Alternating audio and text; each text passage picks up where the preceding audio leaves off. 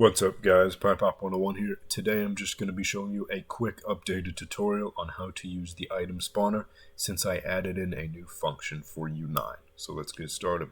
First off, you go into it, go into spells, go to item 0. Now you will notice everything is the same as before except I added the despawn delay. So to reiterate, in your left hand you will spawn the round shield, in your right hand you will spawn the common short sword. It will spawn an effect when your weapon spawns to your hand, but most of you don't need to worry about this.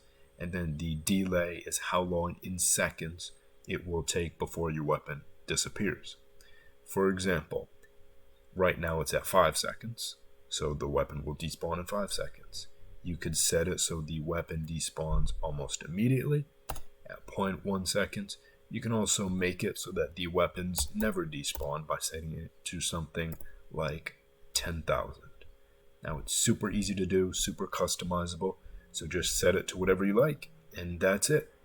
For those of you that did not see the first tutorial, if you'd like to learn how to actually change the IDs so you can spawn in whatever weapon you want, I will be linking the previous tutorial at the end of this video. And if you haven't already, there is a link below to my Discord server where you can learn how to mod, hang out with a bunch of people from the community, and overall just have a good time.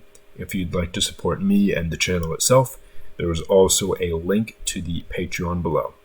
With that, thank you for watching.